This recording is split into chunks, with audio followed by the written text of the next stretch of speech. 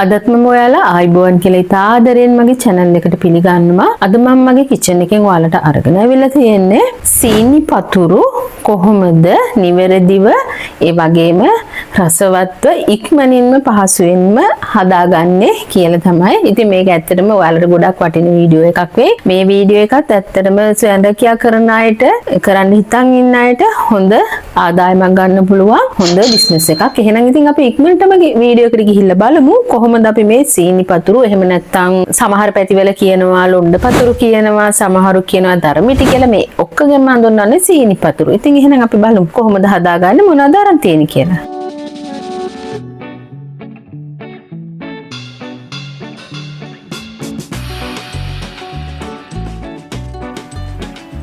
මට මෙතන මුලින්ම ඕන කරනවා පාන් පිටි පිරිසිදු ජලය ඒ වගේම රස අණුව ලුණු. ඉතින් මෙතන මම පාන් පිටි අරගෙන තියෙන්නේ ග්‍රෑම් 300ක්. අපි බලමු කොහොමද අපේ මේ පැණි පතුරු එකේ ඩෝ එක මුලින්ම හදාගන්නේ කියලා. මම ලුණු ටික එක් කරගෙන ඒ ටික පොඩ්ඩක් හොඳට පිටි එක්ක මේ වගේ මිශ්‍ර කරගන්නවා. ඊට පස්සේ අරගෙන තියෙන පිරිසිදු වතුර ටික ටික දාලා මේක අනා ගන්නවා. මේක තද්ද ඩෝ එකක් තමයි හදාගන්නේ. දියාරු එහෙම නැත්නම් සොෆ්ට් එකක් නෙවෙයි ටිකක් තදට තමයි. ඒ හින්දා ඔයාලා වතුර එකතු කරනකොට බොහොම පරිස්සමට ටික ටික එකතු කරලා අනා ගන්න. ඔයාලා මෙන්න මේ වගේ තද ඩෝ එකක් තමයි හදාගන්න ඕනේ. වතුර පොඩ දදා තමයි මේක නැත්නම් ඔයාලට වැඩි වෙයි. දැන් මේ ඔයාලට පේනවනේ මේක ටිකක් තදයි. රොටි හදන්නේ මේ විදිහටත් වැඩිය පොඩ්ඩක් අදර තියෙනවා. ඉතින් දැන් මේක ටිකක් අපි විනාඩි 5-10ක් හොඳට අනාගමු. ආයෙ වතුර එක් කරන්නේ නැතුව. ඔන්න ඉතින් අපි අපේ පිටිමෝලිය විනාඩි 5ක් විතර මම මේ විදිහට අනාගත්තා. ඉතින් මේක තද ඩෝ එකක්නේ. අපි දැන් මේක හොඳට ලන්ච් ෂීට් එකක ඔතලා පැය භාගයක් විතර වගේ මේක මේ විදිහට අපි තියාගමු. ඔන්න දැන් මේ පැය භාගයකට පස්සේ අපි බලමු අපේ පිටි ඩෝ එක කොහොමද කියලා. දැන් මේක අර අපි අනලා තිබ්බට වැඩිය ගොඩාක් මෙලෙකට තමයි තියෙන්නේ. දැන් මේක අපිට දිගෑර ගන්න හරිම පහසුයි. දැන් මේක අපි හොඳට තුනී වෙන්න ඩෝ ෂීට් එකක් උඩ හරි එහෙම නැත්නම් මේ පෙන්ටි টොප් එක උඩ හරි ඔයාලා ලෑල්ලක හරි කොහොම හරි තියලා මේක හොඳට තුනී වෙන්න තුනී කරගන්න ඕනේ. ඉතින් මේක මම පොඩ්ඩක් වෙන්න අනා ගන්නවා. එච්චර ගොඩක් අනන්න ඕනේ නැහැ. විනාඩියක් විතර වගේ ආයෙ පොඩ්ඩක් මේක අනාගෙන ඊට පස්සේ ඔයාලා මේක ඇලෙන්නේ නැති විදිහට මේකට තෙල් පොඩ්ඩක් ගාලා මේක ගොඩාක් තුනියට වඩා ගන්න ඕනේ. දැන් අපි මේකට තෙල් පොඩ්ඩක් ගාගමු. ඔයාලා මේක පොඩ්ඩක් අතින් දිග අරගෙන අපිට අතින්ම මේක ගොඩක් තුනියට දිගාරින්න බැහැනේ. ඒ හින්දා අපි රෝලින් පින් එක අරගෙන මේක හොඳට තුනී කරගමු. මේ ඉස්සෙල්ලා ඔයාලා මේ රෝලින් පින් එකේ ඇලෙන හින්දා ඒකේ මෙහෙම පිටි පොඩ්ඩක් ගා ගන්න. පාන් පිටි ගාන්නේ මම මේ.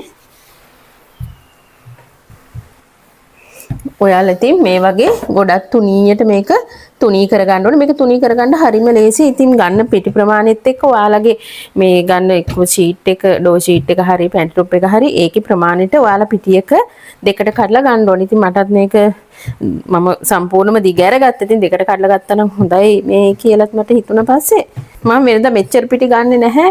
හදන්න අඩුවෙන් අරගෙන තමයි මම වෙනදා හදන්නේ. ඒ හින්දා මට මේකේ හැදුවා.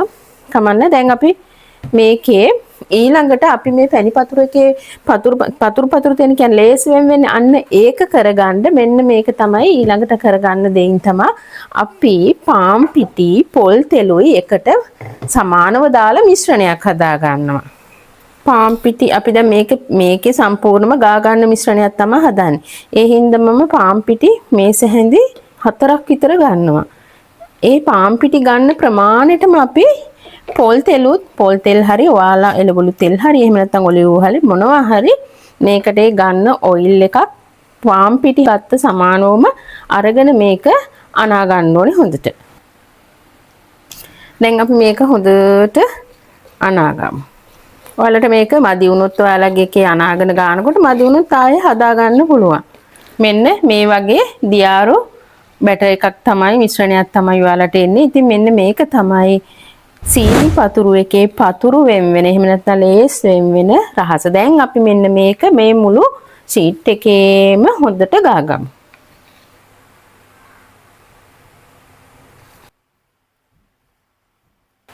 ඔයාලා සම්පූර්ණයෙන්ම මේ වගේ හදාගත්තේ පල්ප් එක මේකේ ගාලා ඊට පස්සේ අපි මේක එක පැත්තකට නමා ගන්න ඕනේ.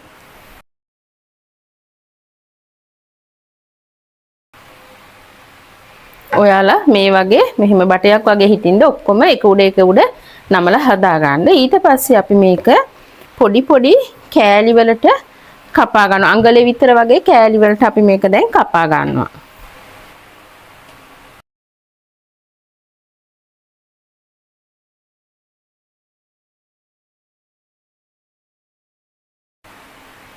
දැන් අපි ආයෙත් නැවතත් රෝලින් පින් එකේ පිටි ටිකක් ගාගෙන අපි අර කපාගත්ත කෑලි පොඩියට අපි කපාගත්තේ අන්නේ කෑලි අපි ආයෙ සැරයක් රෝලින් පින් එක ආධාරයෙන් දිගෑර ගන්නවා. මේ වගේ දිගෑරලා ඔයගොල්ලෝ තියාගන්න. ඔයාලගේ ඔක්කොම මේ විදිහට ඔයාලා දිගෑර ගන්න. ඔන්න අපේ පතුරු ටික අපි දැන් හදාගෙන ඉවරයි. දැන් අපිට තියෙන්නේ මේ ටික තෙලේ හොඳට බෙද ගන්න. අපි දැන් මේවා තෙලේ දාලා බෙදගමු. ඔන්න දැන් ඔයාලගේ තාච්චියේ තෙල් හොඳට රත් වුනහම මේ වගේ පතුරු ටික දාලා බෙද ගන්න. ඔයාලා අඩු ගින්දරේ තමයි බදින්න ඕනේ. නැත්තම් මේක ඉක්මනට කර වෙලා හොඳට ක්‍රිස්පි ගතියට එන්නේ නැහැ. ඒ හින්දා අඩු ගින්දරේ බෙද ගන්න ඕනේ.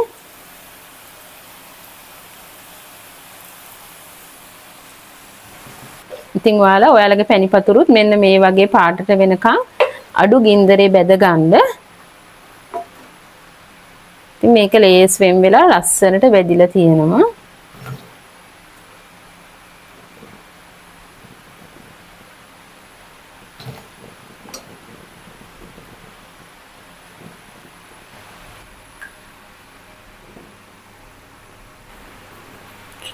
ඔන්න අපේ පැණි පතුරු ටික නම් දැන් බැදගෙන අවසానයි. දැන් අපිට තියෙන්නේ මේකට පැණි දාගන්න තමයි.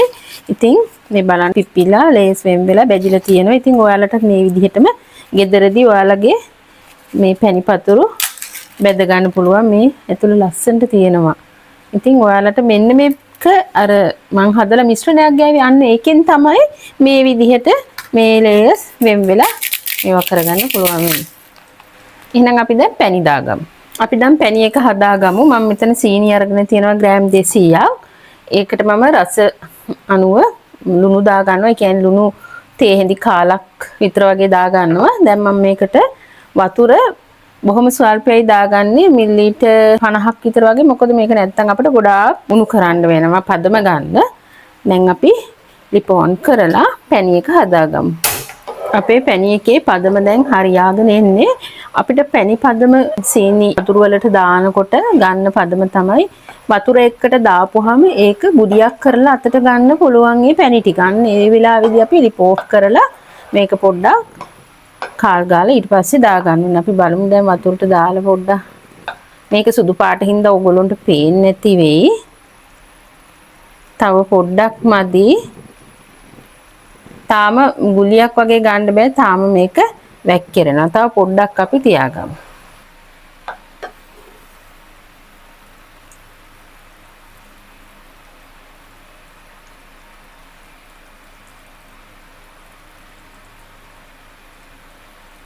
දැන් අතට මේක ගන්න පුළුවන් ගුලි කරලා දැන් අපි ලිප ඔෆ් කරගමු. මම දැන් අද මෙන්න මේ විදිහට තියලා තමයි මේකට පැණි දාගන්නේ. මොකද ගොඩක් පැණි දාගන්න මට අවශ්‍ය නැති නිසා මම පැණි එක පොඩ්ඩක් නිමෙන් දැරලා මේ විදිහට වක් කරගන්නවා. වලදී හැම එකකටම වැටෙන විදිහට මේක දාගන්න. ඔන්න දැන් අපේ පැණි පතුරු එක හදාගෙන අවසానයි. අපි පැණි දාගෙන දැන් කෑම එකේ අවසන් අදියර තියෙන්නේ. දැන් ඉතින් ඔයාලා දැක්ක මේක හදපු හැටි හොඳ ලස්සනට ලේයර්ස් වෙන් උනේ කොහොමද වෙන් වෙන්න මම මොනවද කරේ කියන එක ඔයාලා හොඳටම දැක්ක. ඉතින් ඔයාලට පුළුවන් මේ වගේ කෑම එකක් හදලා ගෙදර අයිට රස බලට දෙන්න. අපි කඩේ ඇත්තටම පිරිසිදුවත් නෙවෙයි.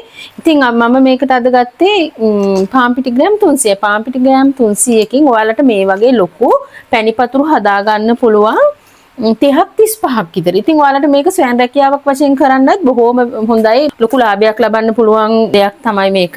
ඉතින් එහෙනම් ඔයාලට මම ආරාධනා කරමින් මේ වගේ දෙයක් හදලා කාලා බලන්න. ඒ වගේම මටත් ඒකේ තියෙන දේවල් රසද කියන එක මට මේ කමෙන්ට් එකකින් කියන්න. මං ආසයි ඔයාලගේ ಗುಣ දොස් දෙකම දැනගන්න මං ගොඩාක් ආසයි. ඉතින් එහෙනම් ඔයාලා මේක හදලා ගෙදර අයට දෙන්න. ඒ වගේම ස්වයං රැකියාවක් කරන්න බලාපොරොත්තු වෙනවා නම් මේ රෙසිපි එක වරදින්නේ නැහැ. ඔයාලට කරගන්න පුළුවන්. එහෙනම් ඉතින් නැවතත් මෙවැනිම රසවත් වීඩියෝ එකකින් ඔයාලා හමු වෙන්න එනතුරු ඔයාලට සුබ දවසක්. ගිහිල්ලා එන්නම්. බුස්සන්නයි.